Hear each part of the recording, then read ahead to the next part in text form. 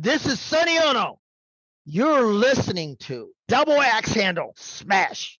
日本語で言うと2点のスマッシュだ。やってみろお前ら。 You're listening to Double Axe Handle Smash Podcast with your hosts, two guys you've never heard of.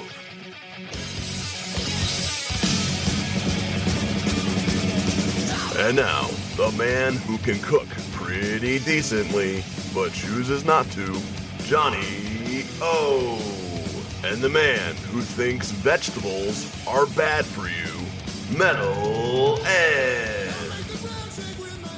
Welcome to Double Axe Handle Smash Podcast. I am one half of the podcast champions of the world, Johnny O. And this is Metal Ed. And is someone else here? Because I don't see another podcasting champion around. Oh, well, aren't you my podcasting champion of the world with me? I don't remember the title match. Did I hit my head or something? No, I don't remember winning any rewards, but okay. Self-proclaimed. Self-professed. Self-professed? Self-professed. Self-professed. Podcasting champions of the world, Johnny O. and Metal Ed. Double Axe Handle Smash Podcast. Jeez, that was difficult for you. Yeah, it felt like I was kind of pulling. Yeah, a little brain aneurysm. Yeah, it kind of hurt a little bit. So, welcome to the show. Check out our past episodes if you haven't checked them out already. We've had a lot of great guests so far, like Duke the Dumpster Drosy, Barry Horowitz, Nikita Koloff, Sam Houston, and Nick Patrick, just to name a few. We have a lot of great guests coming up in the next couple months. We will be interviewing even more people. Your past favorites like Mark Marrow and Vince Russo. And we even interviewed my personal favorite, Marty Jannetty. Are you falling asleep over here? No, I'm not. No. You sound like it. I think you're putting the audience to sleep already. You can follow us on Twitter at DAH_Smash. And if you follow us and give us a like, we'll give you a follow back. We're on Facebook at Double Axe Handle Smash. You can go to the website, dahsmash.com. We're on all your favorite providers. We're on Apple Podcasts. We're on Spotify. We're on iHeartRadio. We are on Google Podcasts. We're on Stitcher. We're on Deezer if you're listening abroad. Anywhere, mostly, that you can get your favorite podcast, you can find us. Double Axe Handle Smash Podcast. Well, hopefully this interview will wake them up. Yeah, who do we got today? Well, I'll give you a few hints. He was a WCW guy. He managed guys like Jushin Thunder Liger, The Great Muta, Masachono, Ultimo Dragon. Ringing any bells? Sonny OONO. Sonny OONO. That's the guy who used to come out with a camera and take pictures obnoxiously and flash photos in people's faces. And yeah, listen to him regale us with his tale of how he got started in the business. He's one of the best friends of Eric Bischoff. Good friends with Eric Bischoff. He's been involved in a few controversies, including a lawsuit with one of our future guests, Vince Russo. It was a great interview. I remember when he was talking about the collision in Korea and how scary that was. And an exclusive, never been heard on any other podcast. Sonny OONO tells the real story about WWE's most wanted treasures and his involvement and how they got him on there. It's not what you see on TV, which, I've kind of been telling you all along. I went to school for television production, so I know how TV works, and I know that you edit the good stuff. It's just like this podcast. If I had an extra reel for all the ums and ands and stutters from you, I'd need a whole another terabyte of hard drive space. Yeah, well, there's a lot of editing, Sorry. I'm the most edited man in podcast. I can attest to that. The most edited man in podcasting history. Me. Yes. And the man who has to edit to him, you.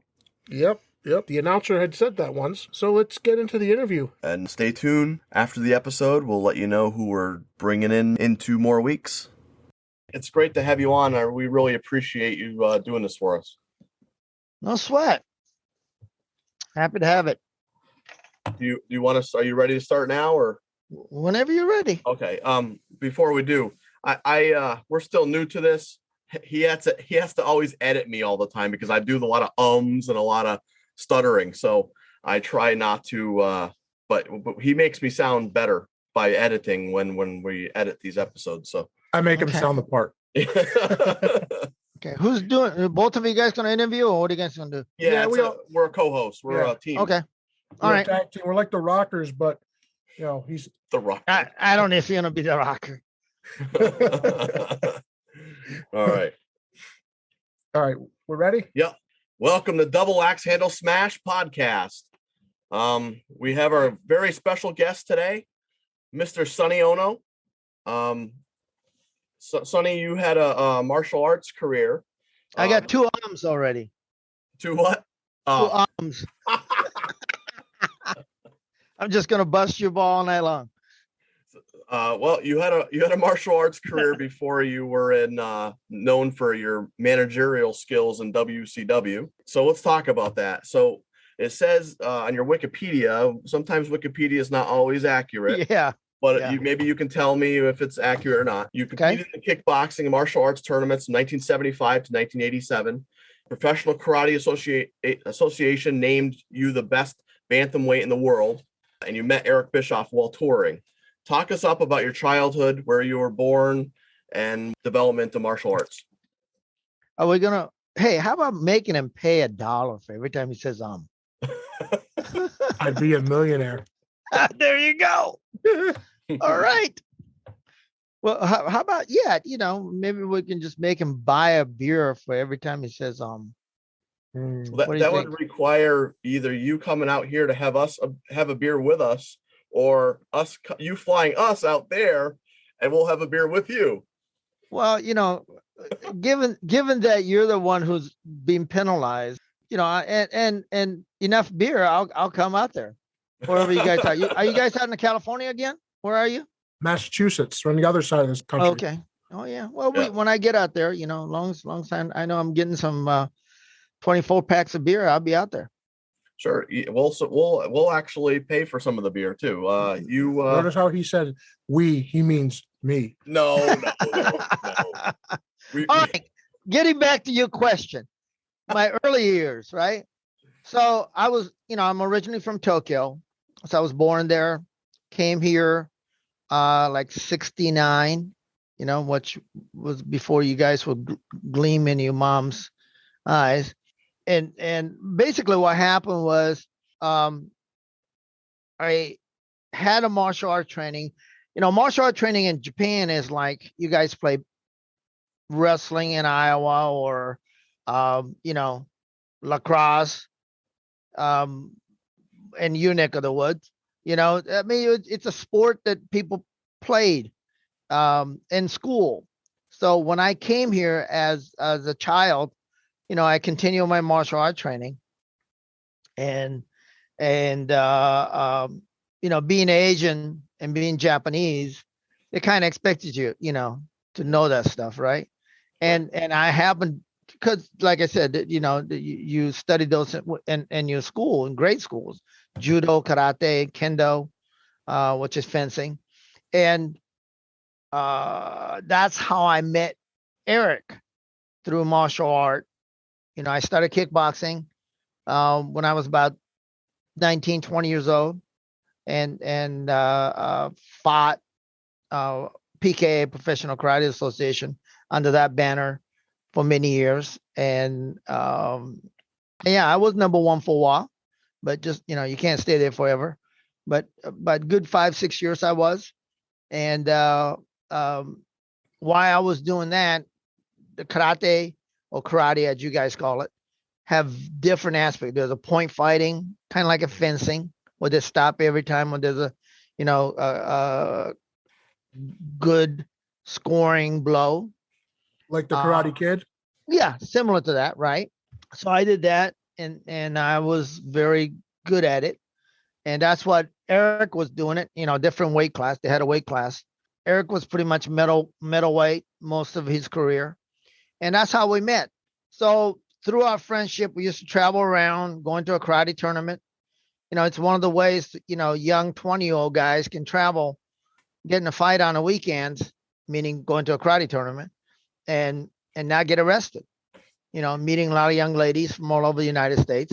We used to love North Carolina. The Tobacco Row was one of the best places for us to go to karate tournaments. There's so many schools up there, and met a lot of great fighters, and kind of making name for yourself. You don't really make a lot of money going to there is somewhat of prize money. If you get lucky and you win a grand championship, you might pay your way there. But that's what we did. That's how we became friends, close friends, and we done some business together. And Eric I had created this game called Ninja Star Wars, kind of low tech Star Wars thing. It's a little Velcro that you threw at each other, little stars, and we wrote a story behind it.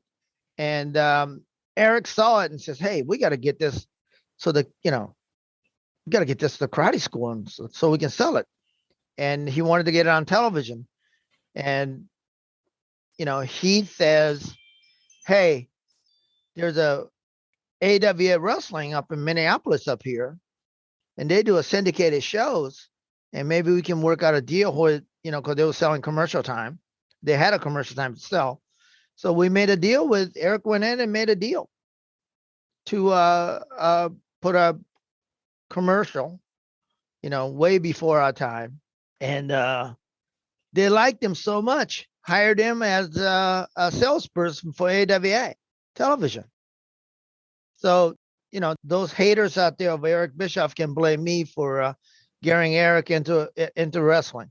I think everybody hates Vince Russo more. Well, yeah, I mean, that's just, that's not even close. You know what I mean? Eric made millionaire out of a lot of people. He did. He's the one who made, he's a dear friend of mine. So, it's not like I'm sucking up to him, but he did give guarantee contract. He changed the dynamic of wrestling. Not only that, there was a two viable company that the wrestler can actually negotiate, leverage themselves to get a better pay, and of course guarantee pay. That wasn't, it just changed the dynamic of far as wrestling goes. And not only that, he made wrestling for, I don't know how old you guys are, but he made wrestling fun for a lot of people. We were there. We're both about 40. Okay. So, we're talking about 25 years ago, when wrestling was, they made it interesting. There was more people watching wrestling than anything else on television at one point or another between, WWF and WCW. So if you took a single person who made wrestling a financial success, and actually, competition is good for whatever genre it is, right? So if it wasn't for WCW and Nitro and NWO, all those interesting things happen in Atlanta. I don't know how, because he made Vince McMahon change his product as well. So what you made it better. Mm-hmm. So, I think he has a lot to do with the best time in a professional wrestling history. Right. So I have no doubt that he is one of the most single person that made wrestling dynamic or changed the dynamic of wrestling, between 94 to, 2000. Right. Yeah. And arguably, I truly believe, he's a dear friend of mine, but, he made it happen. And think about the relationship we forged with New Japan Pro Wrestling, which I had a lot to do with. Yeah. In terms of managing those talent. Well, if it wasn't for you, we would never have heard of greats like Yuji Nagata and, a lot of the people like, I know Ultimo Dragon probably wouldn't have came over here if it wasn't for you and Eric Bischoff, Well, interesting enough, a lot of people don't know this, and I was just talking to a couple of people about it because I was last week I was in Cody, Wyoming with celebrity golf tournament / softball tournament. I was invited there, and Hacksaw Jim Duggan was there, and as far as from wrestling world, of course, Eric Bischoff actually lives there. Yeah. And Ernest the Cat Miller. So we had a foursome out there, and we cheated on our score, but we were so far, we were so, we're professional wrestling. Come on, what do you expect? Of course we're gonna cheat. You hit the opponent with a chair. We got to be heels. Yeah, and we should have hit the people with the golf club actually. That was about the only way we're gonna win, apparently. But yeah, we didn't even come close to winning. Of course, I was, Eric and I was the designated, cart driver. We did our best to be the beer girl, but we drank more beer than handing out the beer. But, if it wasn't for relationship we forged with New Japan, which had a lot to do with Antonio Inoki, we had an event in California who invited us, Eric and I, and we would have never seen Chris Jericho, Dean Malenko, Eddie Guerrero, Ultimo Dragon, and all those great cruiserweight. Was that the When Worlds Collide event? No, that was a North Korea event. Okay. That happened a little after, but Inoki had an event in California that New Japan event, and the showcase, and that's in essence that's where Chris Jericho got hired. Eric never even watched him wrestle, but he says, hey, if this guy can work, because he's there with New Japan, so we knew he could work. And that's how Eric got on his radar. And I think right after that, I mean, he could tell you more detail, but right after that is where he got hired. And mind you, guys like Chris Benoit, Dean Malenko, Eddie Guerrero was under New Japan contract. Now their contract is a little bit different than ours, where they'll say we're going to give you a 15 weeks guarantee contract. That means they go over there and tour for 15 weeks. Rest of the time they can work other places, back home in States certainly, and Mexico. That's how their contract worked. But what we did when a Nitro started, a couple of years later, we needed more talent. We didn't have enough talent, especially when you're doing so many hours of television. And certainly on, Eric's part, what we did was we took over, I should say really took over. We let New Japan that was paying those talent, instead of paying them, we signed them to a contract with WCW. Allow New Japan to use our talent on talent exchange program, where New Japan was paying us one lump sum of money to be able to use not only the talent we just, got from New Japan, but our top talents, Ric Flairs of the world, the Kevin Nash, Perry Saturn. So those guys got to go over there. So New Japan benefited because all of a sudden they got access to all the big stars. Mm-hmm. And we certainly benefited because we got all this great workers, the cruiserweight. Not only that, we got New Japan top stars, Muta, Chono, along with people we hire was Rey Mysterios and the Ultimo Dragon. Yep. So we created something that Eric needed for Nitro that was different than what WWF was doing. So it kind of worked out really well for everybody. New Japan probably cost them about the same amount of money to hire those talent we just talked about. But for that, they have access to all our big stars. Were you already in WCW before the idea of Monday Nitro was conceived, or yeah, you were already there? Yeah, I was there. I was there when that happened. When Eric needed those talent and make the show different, and because of our relationship with Masa Saito and Eric Bischoff, Masa was, everybody knew who Masa Saito is, but he was a New Japan guy who worked on the gaijins, most foreign talent. Right. So with those guys, because they became such a great friends, their relationship made that company relationship so much better. I was there for Masa's memorial event with Eric 3 years ago in Osaka. And one of the former executives in New Japan told me that New Japan sold $7 million worth of NWO t-shirt in 1998 in Japan. So yeah, they benefited, from that business dealing. So, end of the day, it was really good. Let me also tell you that reason why I'm saying that, how important that is as well, is because, Okada, which is the New Japan star right now. Right. Mm-hmm. A lot of people may not know this. He's the Ultimo Dragons student. Oh, I didn't know that. He came from Ultimo Dragons gym in Mexico.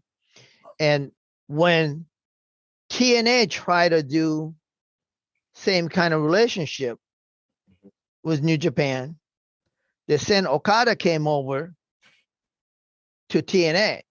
And reason why you guys probably didn't hear too much about Okada is because he wasn't on TNA TV.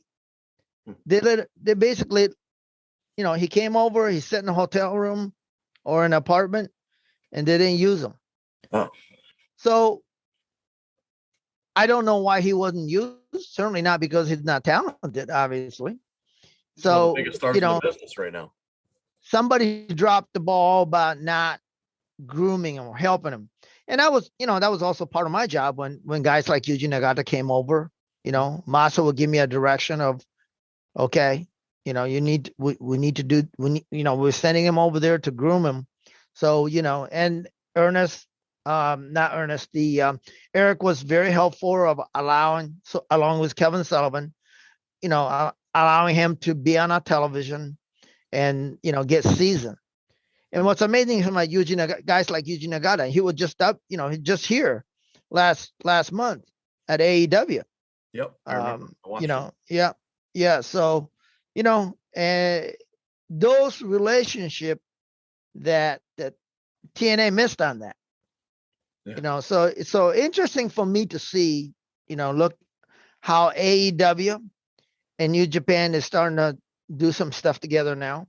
Right. How that relationship, because they really need, somebody they can trust in a sense of relationship. That's how Japanese business is done, right? It's like we'll hold hands and see how we get along. Right. Do you think that's the element that like the 205 Live is missing right now, is they don't have that connection with, Mexico and Japan, getting talent in, getting people excited for the product? Because it's still on, but nobody really cares. Yeah, it's difficult. It's too bad too, because it's such a great talent, right? I think WWE just released a bunch of those guys. Is that not? Was that not on the news today? Yep. Yeah. It's unfortunate. They're doing a lot of house cleaning over there, and and AEW going to benefit from it, and so is New Japan. It will. Yeah. They need a Sonny Ono over there to an AEW to be their business partner. Well, what's really funny is that there's two things that Japanese talent needs, right? Right. Or any foreign talent. For that matter, some American talent. Right. If they can't cut a promo, you can't advance the storyline. Right. Correct. It doesn't really matter. We don't need to watch a silent wrestling. Right. You know what I mean? There's a reason why these guys got to be battling that out for. Mm-hmm. So if one guy, one part of that equation doesn't speak, hard for writer to make that story advance. So that's the difficulty of having, international talent. They can work like Dickens, but if they can't speak or they don't have a mouthpiece, which I play that part, it's very difficult. So now AEW does have Kenny Omega, who who lived in Japan for a long time and actually, became successful in Japan. That's how he went through the back door to the Japan and came back and became famous here.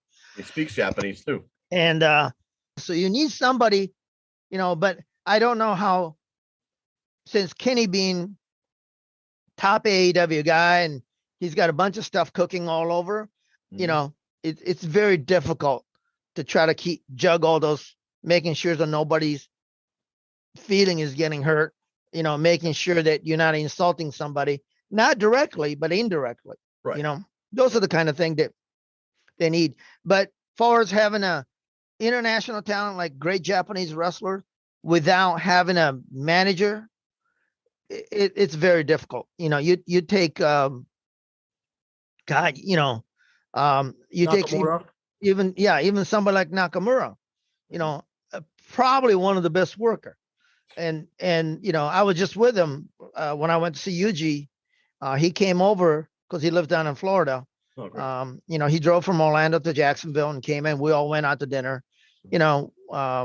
I knew Nakamura when he was a young boy in New Japan. And that's why he came out, because he was one of the young boys that young lions, they call him over there. Yep. That when Yuji was a seasoned wrestler back then. So that's the first time I met Nakamura was in Tokyo and Korakuen Hall. So you take somebody like Nakamura and, you can only take him so much, right? I mean, they had him tagging with what made no sense, and it's difficult for a writer to write. And let me tell you, and no disrespect to anybody, but if you can't speak English, I'm from Japan, right? So if you can't speak English like you can understand my English, right, it's very difficult for fan. You know how frustrated you guys get, or all of us get, when you get on a phone? I did this almost every day. You get a customer service and some guys from India with a heavy accent. No disrespect, because people with the accent speaks two languages at least, right? Correct.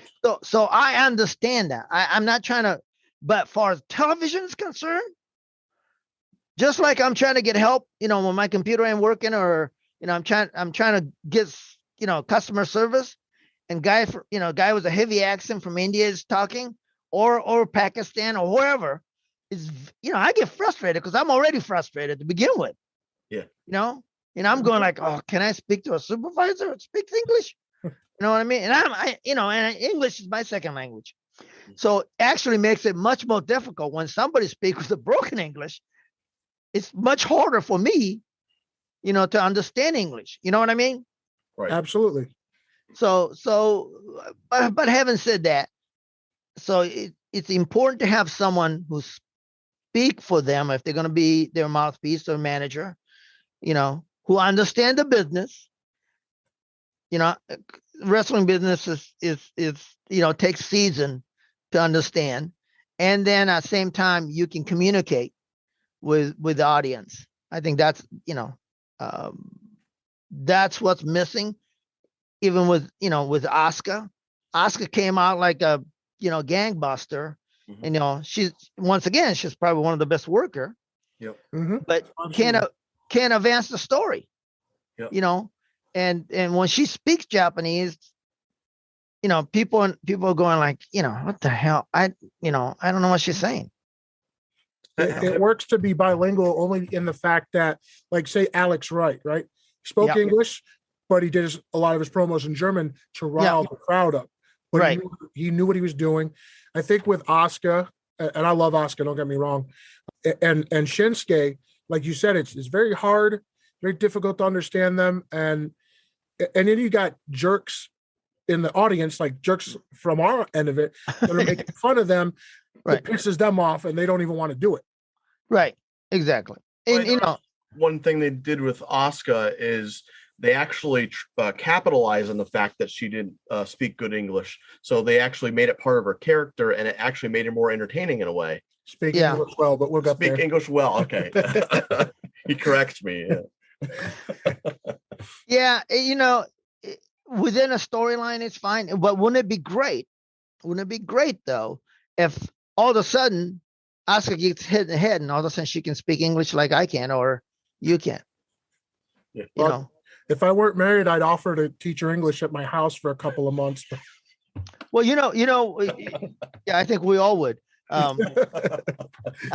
One of the things that I tell the American wrestler who goes over to Japan, they'll be there for 3 months and stuff, single guys, and I say, hey, quit speaking English.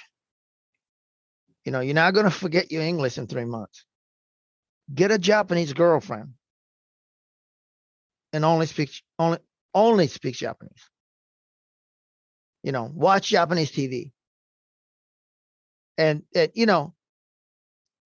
believe it or not, that's how you learn, right? I mean, I learned many, and I'm going to tell you, because I have kids. When I say kids, they're all, 25 is my youngest, but they're all into anime, right? So they'll listen to the Japanese words, and they'll come back to me and say some derogatory terms on, some Japanese TV show, and I'm going, what? Why are you calling me a stupid ass in Japanese? What the hell? But their pronunciation's great because they've been listening to it. You know what I mean? I watch a lot of New Japan, and I try to watch not the American version all the time. I try to watch the Japanese version to try to learn, but I'm not doing well. It's very difficult because Japanese is a very difficult language in the sense that there's a polite way to speak, which most of Japanese conversations are. Konnichiwa means hello. Ohayo gozaimasu, good morning. But they speak in this kind of monotone, right? But when you listen, just like anything else, when you listen to a Japanese wrestler, when they're cutting promo, they're pissed off and they're yelling at somebody and using some foul language, right? So they're not going to teach you that, in a lot of the language schools that you're going to learn, and if you listen to Asuka speak in Japanese, her languages she uses and phonetics she uses, the way she speaks, is like, mafia talk, Yakuza talk. They'll say, Kora, Konayaro, which is very, people ask me, why, you don't talk like that. Why, why she's, well, but she's using the certain language they used in Japan by a group of people. You know what I mean? I love the Yakuza game, so I know exactly what you're talking about. Yeah. Yeah. So, it's very difficult for them to get over without being able to communicate. Well, before we get into our next question, there is something I do want to address with all of our listeners. You may be asking yourself, how did two guys we've never heard of get a podcast out there so quickly? Well, I'll tell you, we use Buzzsprout. Buzzsprout gets your podcast listed on all major podcasting networks. You'll get a great-looking podcast website, audio players that you can drop into other websites, detailed analytics to see how people are listening, tools to promote your episodes, and much, much more. I can tell you personally that John is not the most technologically inclined person, and he sent a lot of emails, and they sent a lot of replies. They helped us get our episodes out there. Their responses were quick and detailed and helped somebody like John, who doesn't know a website from a web browser, to get our podcast up and running. I used to wrestle trash cans. Join over 100,000 podcasters already using Buzzsprout to get their message out to the world now. And by the way, if you follow the link in our show notes, that lets Buzzsprout know that we sent you. It gets you a $20 Amazon gift card if you sign up for a paid plan, and it helps support our show. Podcasting isn't hard when you have the right partners. The team at Buzzsprout is passionate about helping you succeed, so let them. Go to www.buzzsprout.com to learn more. In 1995, they had an event in North Korea called Collision in Korea. And notable WCW wrestlers that competed on the card were like Ric Flair, Antonio Inoki, the Steiner Brothers, Road Warrior Hawk, Too Cold Scorpio, Wild Pegasus, a.k.a. Chris Benoit, Scott Norton, Masa Chono, and many of New Japan's attractions, and a guest appearance by boxing legend Muhammad Ali. This is for the fans who don't know, if they haven't seen Dark Side of the Ring. So what was your involvement in help organize an event like that? Well, obviously I was quote unquote liaison officer between WCW and New Japan. So I went there with Eric. I was involved in, getting help, getting Muhammad Ali. I think we're in Denver. We met with Ali and Inoki meeting. Last time they met was, the event in Tokyo where the boxer versus wrestler thing. Right. So, Eric happened to know the Ali's his wife and his photographer, and that's how Eric got Inoki to meet Ali.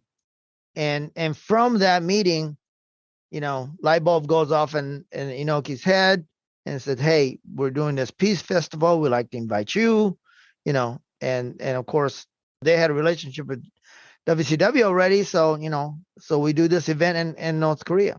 And as far as my involvement was, hoping none of our guys gets arrested, but I can't do anything over there. They take our passport when we get there, and all the guys were freaking out. And I said, "Hey, if you had your passport, where are you going? Yeah, it's not like you can get on a plane and go home." Well, they're probably afraid that they weren't going to get it back. Like, Yeah. what's going on here? Why are they taking our passport? Yeah, but if you had it, where are you going? Yeah, right. Nowhere. You have DMZ to the south, Right. Communist China to the north, and they already told you the only American that came here either been shut down or captured. So hey, guess what? Watch your P's and Q's. And they told us when we got there that they'll listen to everything you're saying. There was a lot of fighting among some of the wrestlers too, namely Too Cold Scorpio and Road Warrior Hawk. Did you see any of that between Hawk and? No, the fight actually happened on a bus. I heard about it right afterward. Right. I guess we can, we remember things differently. I did watch the show. Tuco telling that he had Hawk's eyeball half dug out, but I don't think that obviously that's Tuco Scorpio's version of it. That's how he remembers it. But right, Hawk's not here to defend himself. Nor I know there was heat, and I don't know anything about making chopstick into a shank. But let me tell you something. If he ever did any of that stuff that he talks about and got caught with those things, we would read about him. He would still be there, or still be there and likely not be alive. Right. It was, we knew it was going to be scary. I mean, I had a Japanese government told me not to go. I had American government tell me not to go. And they basically said, "Hey, we're still in a war with those people." Oh, really? War never ended. You know that, right? Oh. So I mean, it was armistice, but this technically war still goes on. Right. So yeah, I mean, but hey, for me, I was young, and my thought was, when am I going to get a chance to go to North Korea? Never. When do I get to go there with Muhammad Ali and Antonio Inoki? Yeah, how cool was it being near Muhammad Ali? I mean, well, I actually have a picture, and I actually have a picture in a story. Well, I'll send it to you later. Okay. So we were visiting one of the tombs of Kim Sang-il or Lee Ki-dozan, one of the tombs.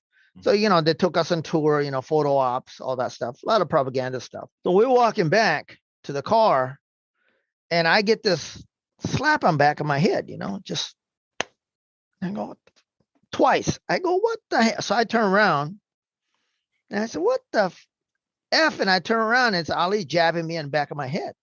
And it's, all this cameras everywhere, because they're doing this propaganda thing. And he was in a good mood. He was just, he was just messing around. So I turned around and I said, "Champ, you don't want none of me." I said, you old, I'm young. And listen, I said, look around. There's a lot more people around here look like me than you. Did he know that you were in your background of martial arts? No, likely not. No, likely not. No, but but he knew I was with the Japanese, so we flew on the same plane. Right. But yeah, Eric caught a couple of snapshots of that. So I have a picture of that, Ali and me squaring off. Oh, that's and great. and he was great enough, which I'll send you a picture later, like I said. But he signed. I had a brought that that picture of his standing over Sonny Liston, Mm-hmm. and there's actually a watch that was made from that, and I had it with me for him to try to get autographed. Man, I gave it to him. He signed it to Sonny, and I have that, That's great. sitting right back here. So that might go into a question I'm going to ask you later. So we'll stay tuned for that question. So it's just great experience, great time. I'm glad I did it. Back in '86, 10 years before I went to North Korea, I had an opportunity to go to South Africa, where there was still apartheid going on, for representing U.S. team. Then same thing happened. They told me not to go there either, but I went, representing U.S. team, right. and we ended up going to Soweto, which was a shanty town, and they told us not to go there because they're going to put a tire. I mean, they try to tell us they're going to put a tire around you and set you on fire. But we're getting invited by, martial artists from that, that area. So we're going to go. So we went anyway. And they were so nice and gracious. They didn't have nothing, I mean, but they were gracious enough. They would have given the shirt off their back, for us. So they were very nice. So you never actually questioned yourself about the decision to go to Korea? Did you ever doubt? No, not. I just said, hey, when am I going to get this kind of opportunity? Even when you were there, though, you weren't scared at all. There was no point where you were like kind of afraid for your life at all. No, not afraid for my life, but because they just say, hey, you're a guest. Literally, your life is in their hand. This is the country that, what Kim Jong-il says goes, right? Yep. If you wanted to, destroy all of us, we will never be heard again. But what they were doing for us, Mayday Stadium, full of people. I mean, they didn't do all this. They did all that for us. There was 2 television channel whole time we're there. One's nothing but propaganda, and other channel was nothing but wrestling, pro wrestling. Really? 24/7. Do they have wrestling there? Like they printed money. Matter of fact, I have it. They printed money just for us. Because when we exchanged the dollar, they didn't want the citizen to hoard the money. Right? So they printed special money just to exchange our money. Wow. Yeah. Listen, to answer your question, was I afraid? No, because, we weren't going to do anything stupid. If you don't give them reason to say anything negative about them, and they told us they're going to be listening to everything we say. You heard that Scott Norton story. I mean, Yeah. Oh, man. So, yeah. Him trying to call his wife. Yeah. He's lucky to be still, got to come back. And the only reason he got to come back is because of Inoki and this whole Ali, because those guys had a lot of juice. Can you just quickly tell that story for the fans that are listening in case they haven't seen Dark Side of the Ring? Basically what happened was Tammy is Scott's wife. And you got to remember, we flew from Tokyo to North Korea. Mm-hmm. So Tammy thought that, he was in South Korea. She had no idea where he was. So she thinks, he can't get a hold of him. There's no phone. I mean, certainly this is before the cell phone and the phone they have in North Korea, you can only call one place. Yeah. China. That's it. That's the only other country you can call. So order for you to talk to country. Order for you to talk to the United States, you have to call China. Operator calls China's operator. They call US, and that's how he gets routed. So Scott, gets hold of Tammy, and Tammy's screaming at him, but because she thinks, you're out all night partying with the boys, which was true if he was in Tokyo. But, he's in North Korea. So Scott says, Tammy, you don't understand. this place don't have anything. And he described the country as a shithole. Right. Phone goes dead. Next thing you know, there's two armed person at his door. Knock, knock, knock. And the guy says, "Why do you hate our country? You need to come with us." Took him down the basement of that hotel and, I don't know, 3-4 hours, interrogated him. And I'm sure he was sweating bullets. Yeah, they said he had a gun. They had a gun to him. I'm sure. Yeah. I mean, you saw the rifles, the soldiers had. So, Not a place I'd want to be. I'll tell you that.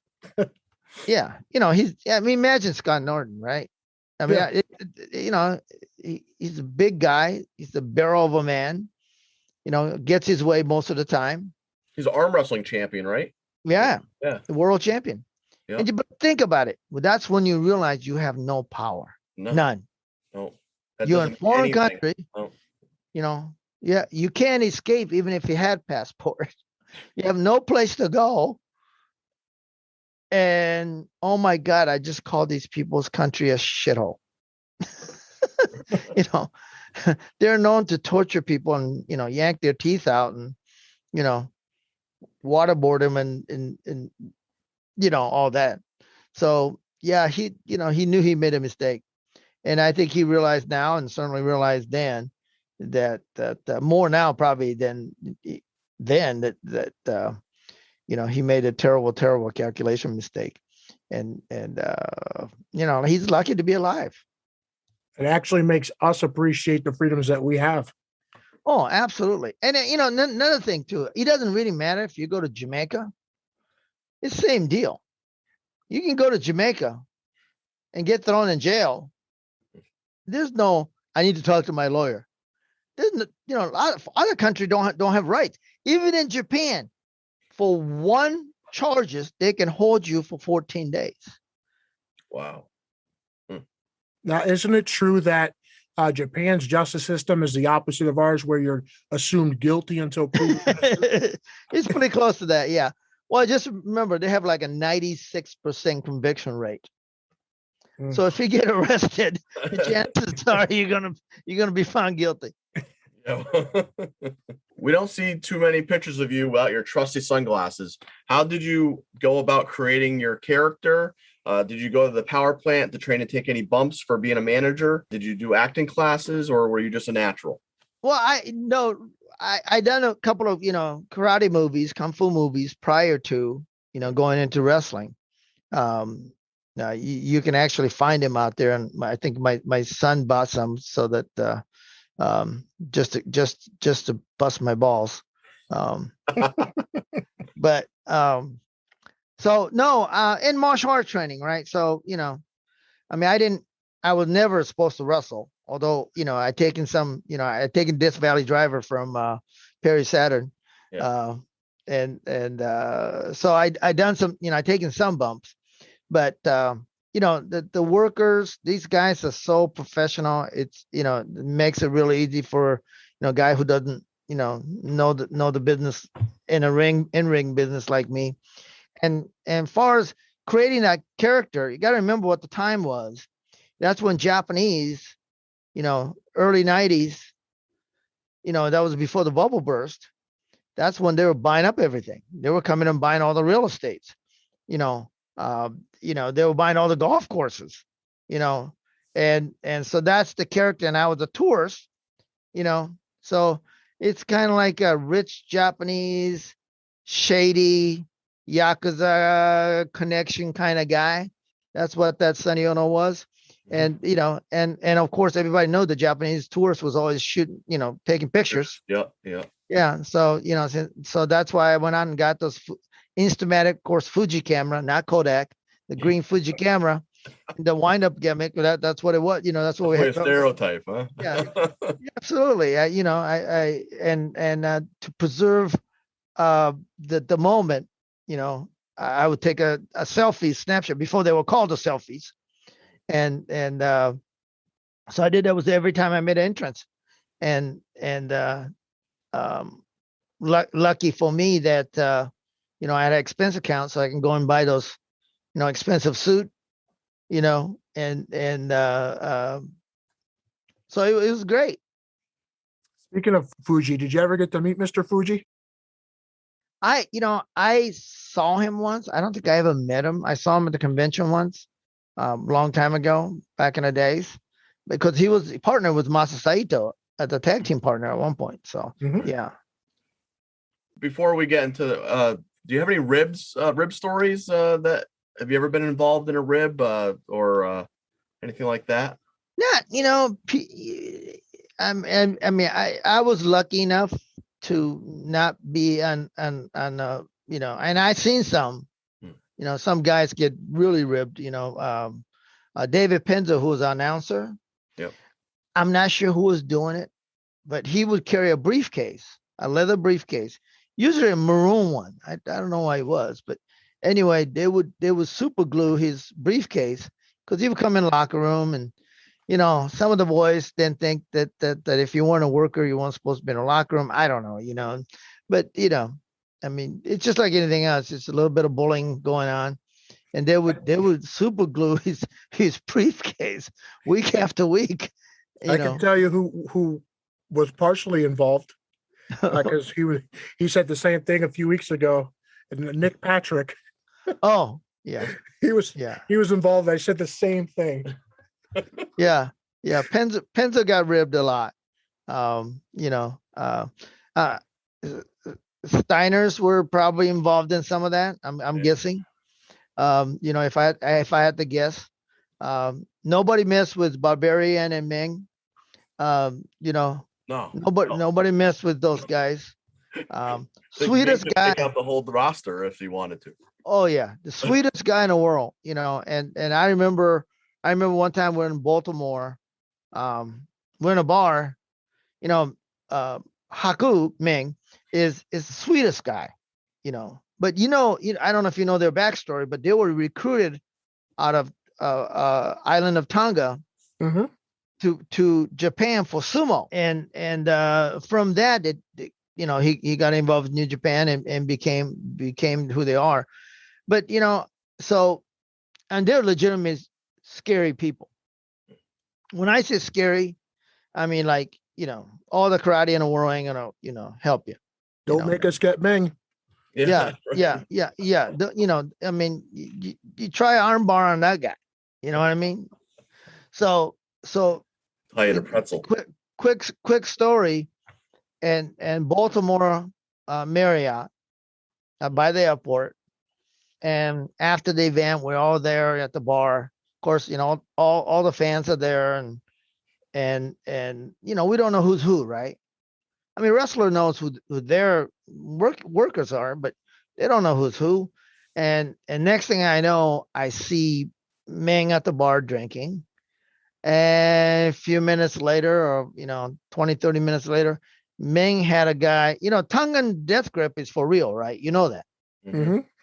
I'm telling you, he had his finger in a guy's mouth, had his thumb under the guy's chin, and had him like literally bent backward. And this guy was not a little guy, bent backward over the jukebox.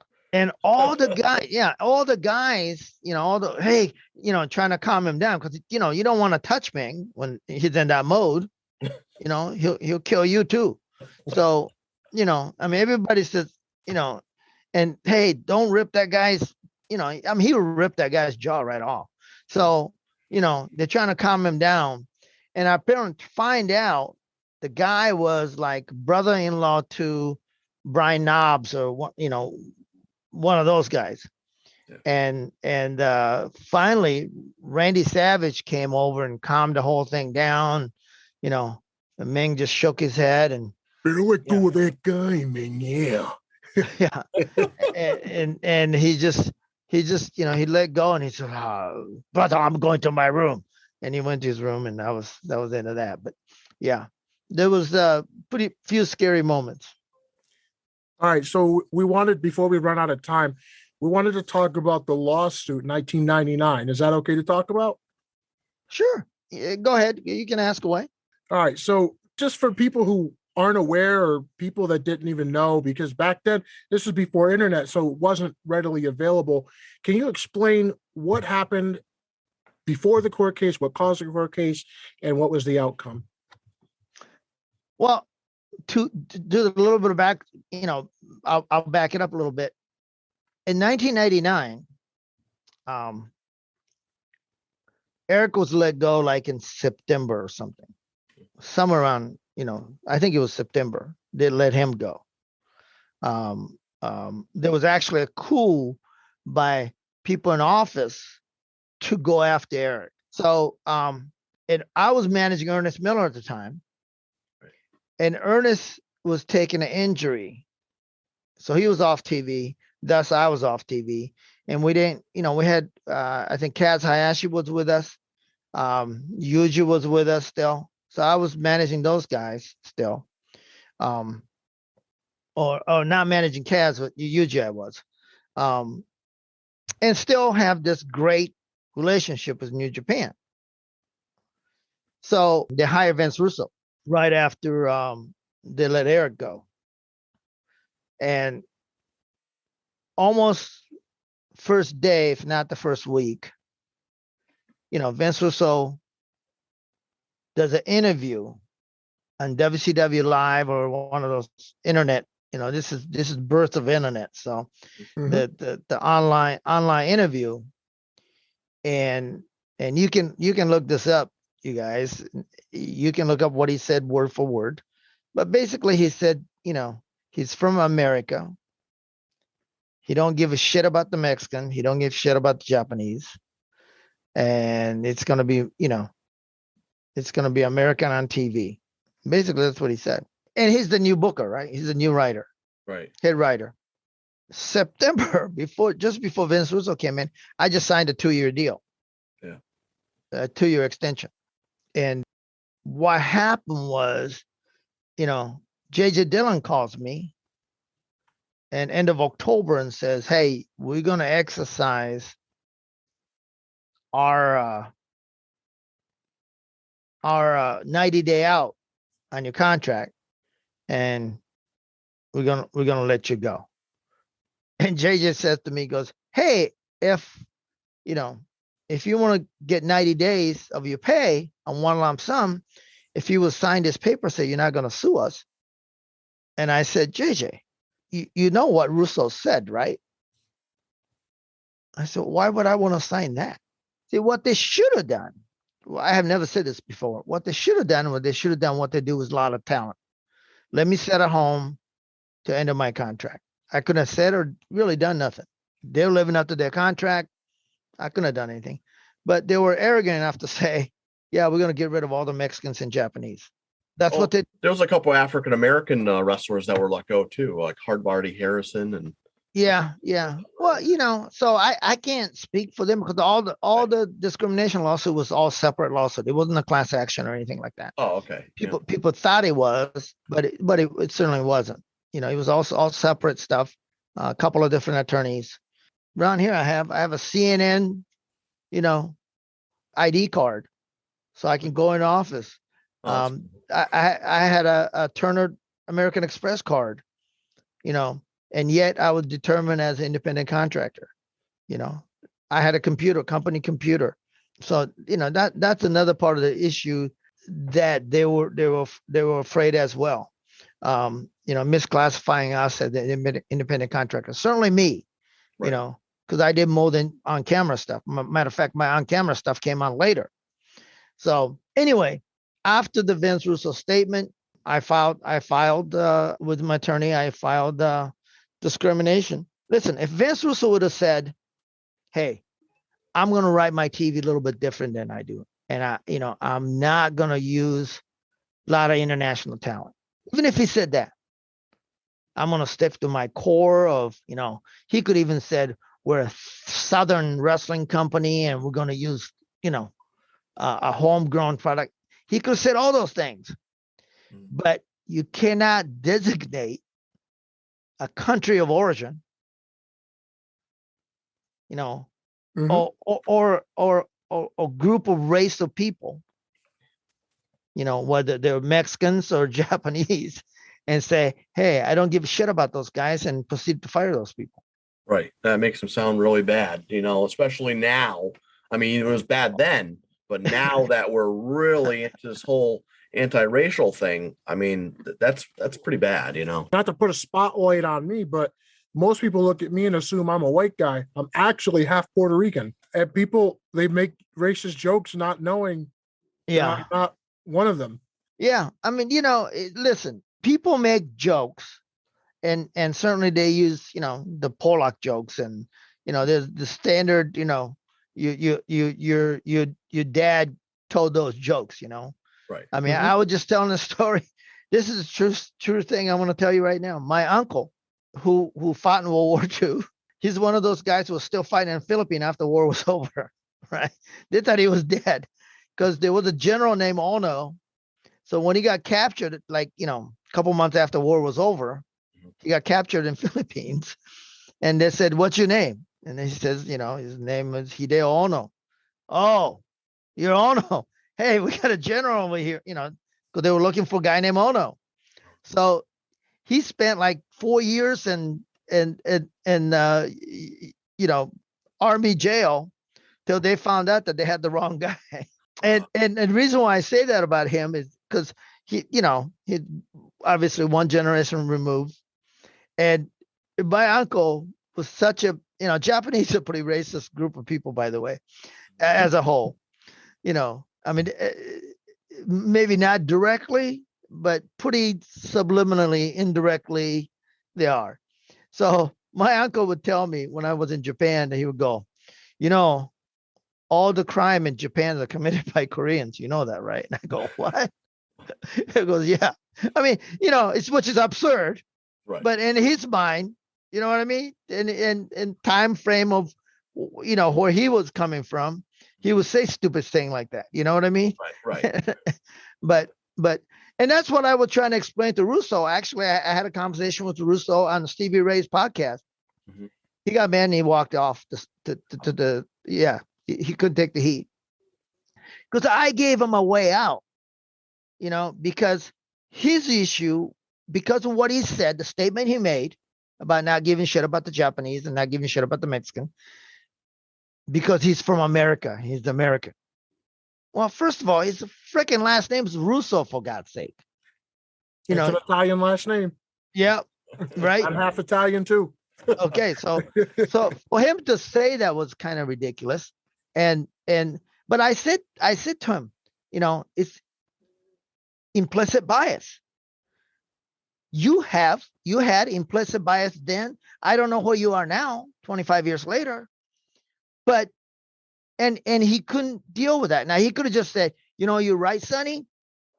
That's how I felt then, and I didn't articulate it right. I was wrong. He could have just said, hey, I was wrong, and it would have been into that, right? I mean, but he kept trying to defend himself and keep digging. You can't defend what he said. No, not you can't. But he tried to defend himself, and he finally got mad and he walked off the podcast. That's a matter of fact. So, the point was, I was saying, hey, whether you have it or not currently, but then certainly you had an implicit bias. A lot of racists or people with that kind of bias, whether not necessarily racist, but whether towards, gays or color of their people's skin, mm-hmm. or for that matter, for a certain amount of gender, right? It's implicit bias. Whether you realize it or not, it's in there, and it comes out because, and believe me when I say this, nobody are born with that bias. That's learned process. Yeah. You know what I mean? Yeah. Very learned behavior. Absolutely.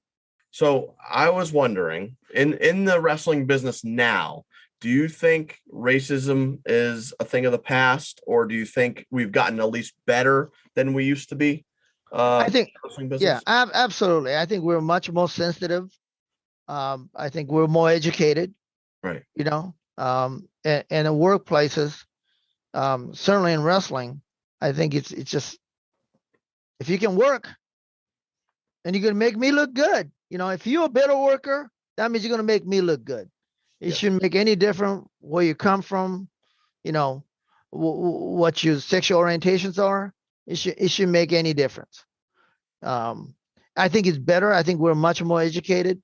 Companies are more educated, without a doubt. Certainly, I'm sure we still have those people with, you know, implicit bias, but that's not my issue. That's their issue.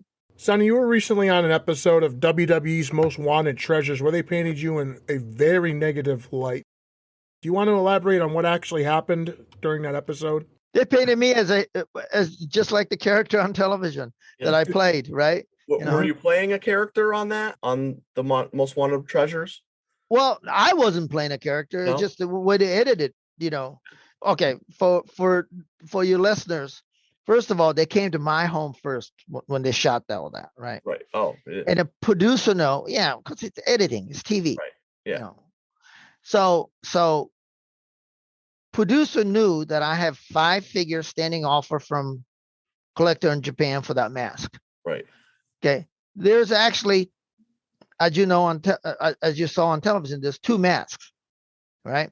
Mm-hmm. But my mask, I think where they missed it was, how did Sonny Ono get a hold of that mask?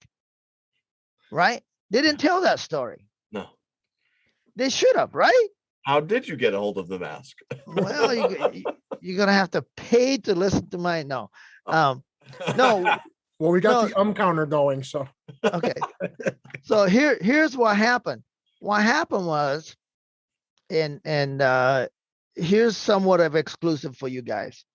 So when Paul Wright, who was here, right there, when we filmed that episode, is when he was a giant for WCW that came into WCW, they were thinking about how we're gonna, introduce him, right?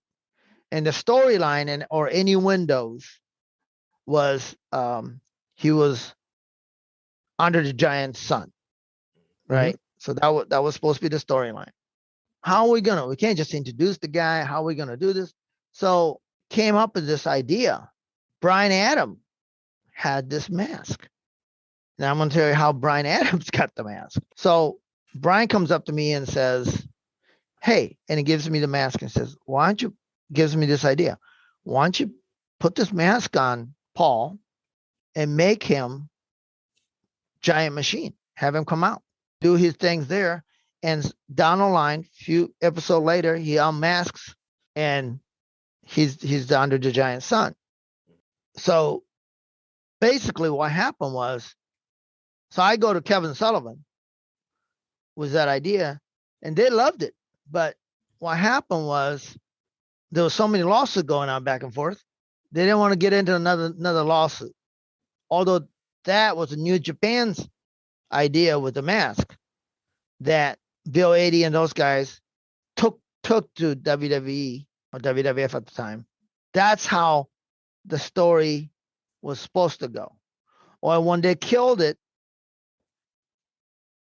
I had the mask, and what happened was, I forgot all about it. WCW closes. It sits in my warehouse for about 20 years. As a matter of fact, one of the guys asked me, he says, "Hey, anybody know where this mask is?" And I said, and I didn't even think about it. Then I found it one day and I go, "This the mask you're talking about?" And he goes, "Oh my God, you have the Holy Grail." So I asked Bill 80 about the mask. How did you guys lose your mask? I have this on video. Bill telling a story. He was at the Cow Palace with Andre. They went to, they were in the locker room. They took the mask off, hung it on the coat hanger, went to the shower. When they came back, the mask was gone. So they assumed that maybe janitor or somebody came in and stole it. But truth was, Brian, you're talking about Rib before. Brian took the mask as a rib. So that's really what happened. So I mean, that's how I ended up with the mask. Wow. And the truth is, the mask I have here, the mask that you saw on television that I have, is the actual mask that they use on all the, why they were on WWF. That there's another mask that you saw, that one at the museum. That's the replacement mask they had made. But when they lost my mask, Vince just killed the whole machine angle. So they never, so the mask at the museum was really never used on any shows. So when they actually left and they were all mad because they lost the auction that you put together and all this other stuff, was that any of that? Well, I didn't put the, they made it sound like I ambushed them and, oh, by the way, you guys have to join the auction. Yeah. I told the producer months before that I have a standing offer of 5-figure from, guys in Japan, collector in Japan. So I'm just giving you full warning. You're going to have to offer me a lot more money than the guy in Japan's offering me. Right. Did you end up watching the episode? Oh, yeah. So they knew that they weren't going to buy the mask. And certainly I didn't set up the auction. They did. Right. The producer did. You don't think I could just call up a couple of people and go, hey, by the way, we're going to have an auction right now. But it's funny that if WWE wanted that mask so bad, why did they set something up like that? Why didn't they just buy it from you? Or apparently they don't want to pay for it. Which is pretty amazing that they're a $1 billion company. Well, I mean, think about it. They started the auction at $500. Right. I sold Rey Mysterio mask for $3,500. Yeah. That I had. And Rey Mysterio is mascot. There's a million of those out there. Right. So, I mean, not quite a million. The ring worn. The one I sold was the one he used, the Spider-Man one, originally when he came to WCW. He used against the Ultimate Dragon and all that. Right after the match, each of those guys gave me the mask, and I have the Ultimate Dragon's mask behind me over here. But so listen, it's television, number one. Right. Okay, they made it sound like they didn't know who the mask was, where the sequence of event was. They go see Timmy White, right? And they go, Timmy, we're looking for the Andres mask. Do you know where would that be? How do you think Timmy White knew what the mask was? Or I had one. Because I had talked to Timmy way before. A friend of mine had shown that picture of my mask and say, hey, this Andres mask. See, Andres mask is a little bit different than other machine masks. Andres mask, because he had a hard time breathing. Right. So he's actually, the mouthpiece goes all the way to a side of the ear. If you look at the picture of, all the machine masks, you'll see that other machine masks are smaller. The mouthpiece are much smaller. Andres is much bigger. And of course, there's the label and all that stuff. And what WWE, that show did for me more than anything else, authenticated to my mask. Yeah, that's the mask. Right. And mine is the one they used doing the New Japan shows and all the WWE, F matches. So, and it was also authenticated by Bill Eadie, because Bill Eadie told that story how he said that son of a, it was the rib, because Brian had it. Yep. And Brian, the one who gave it to me.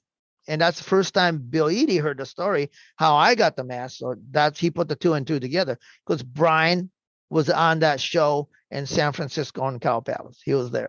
Was Brian still alive when Bill Eadie found out that it was Brian? No. Oh, bad. Yeah. So we're going to go into the rapid fire questions. You can answer however you want. We call this rapid fire smash. Have you ever thought about going to WWE after 1999? Was there any interest on either side?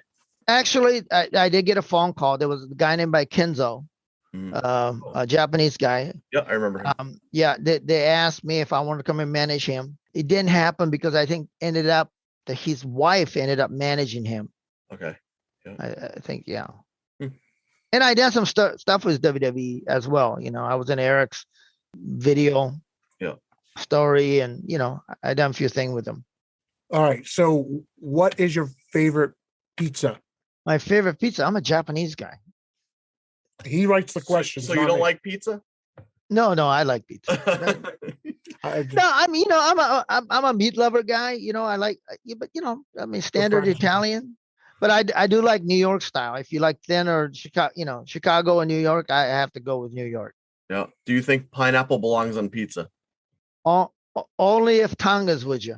Why is that what he likes? Well, hey, he's Hawaii Samoan.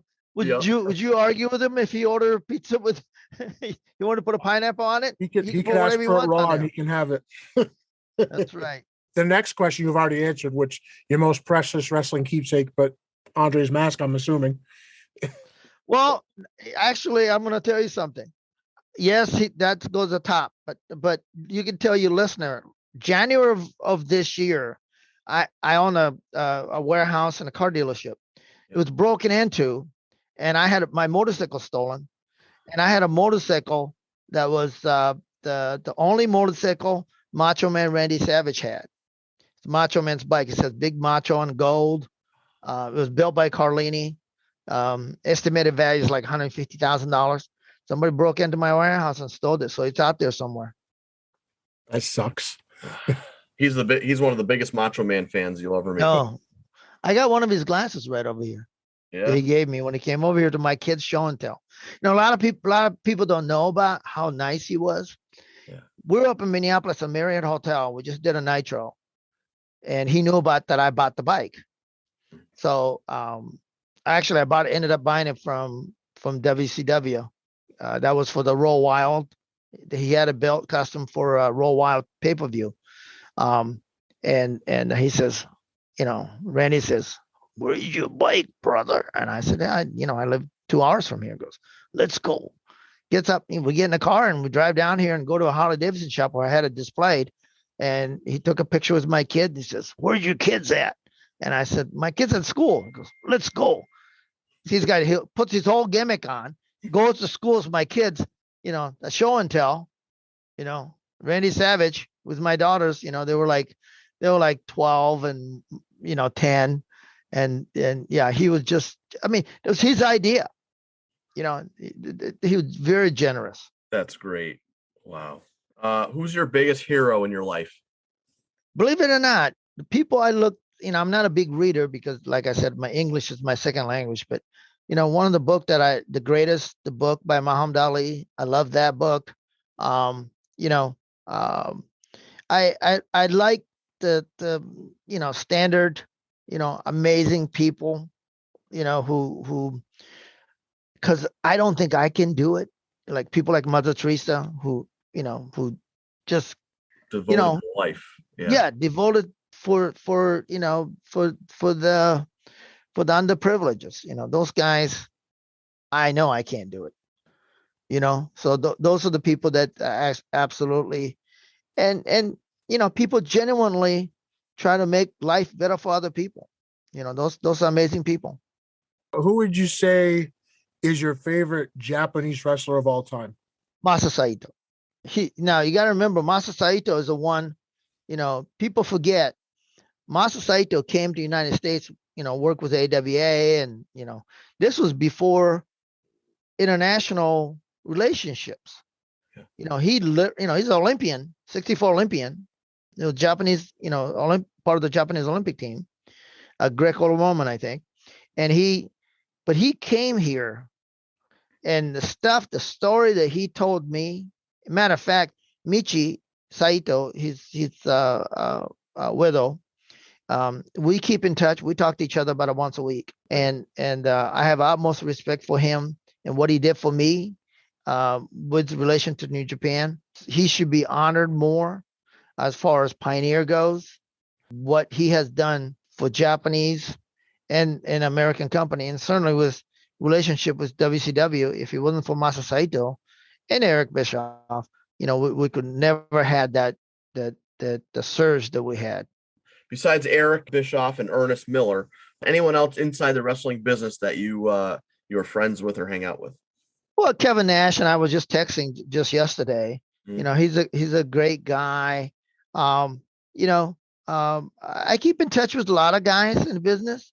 Yeah. Hacksaw Jim Duggan was, he was part of our golf team. You know, he's amazingly funny. You know, he had a stand-up routine that he was doing all over the world, actually. You know, it's amazing. We all know these guys as a character, and we only know them as one dimensional, however famous they are. You know, but Hulk called me about 2 months ago from his beach bar that he has, you know, the new place he has in Clearwater, I think. And you know, those guys, those are long-term friends that Bill Goldberg calls me once in a while. We talk about stuff he's doing, and amazing relationship that I have, that I can pick up a phone and call those guys, you know. That's So great. yeah, you know, there's big superstar, but they're very generous with their time. Probably one of the last questions here. Favorite food and foods you don't like. So two questions. Like, Well, sushi, Mhm. you know, being Japanese, I love sushi and anything pretty much Japanese. I love You me know. some sushi. I mean, I live in the Midwest, you know, in Mason City, Iowa. Yeah, there's a sushi place downtown, but you know, there's no Japanese making it. Not being racist, I'm just saying, you know, those Japanese sushi chefs go through amazing years of training, Mhm. you know, just to cook the rice. So when I go to like California or New York or even Minneapolis, who's Japanese trained sushi chef, you know, I go through about $500 just sitting at the bar by myself. You know, that's my favorite. Least favorite, any fast food. Yeah. You know, just mainly they taste great, they fill the spot, but they're just so bad for you. You know what I mean? What a great interview. Sonny Ono, you were a pleasure to have on the show. Thanks again for sharing your time with us. Thanks for having me, guys. Appreciate it. Yeah. Take care. Johnny O, why don't you let him know who's coming up next? Well, we have Das Wunderkind, Alex Wright. Dude, we've been over this. It's Das Wunderkind. Work on your diction, man. Das Wunderkind. Das Wunderkind. You're pronouncing the W like English. Das Wunderkind. Das Wunderkind. Kind. Alex. You gotta put that hard D, man. Wunderkind. Das Wunderkind. Das Wunderkind. Almost. Right. Alex Wright. I got a chance to practice my German with him. He was a blast too. So 2 weeks, stay tuned. We'll see you then. Until next time, I'm Metal Ed. And I'm Johnny O. And this has been the Double Axe Handle Smash podcast. Peace.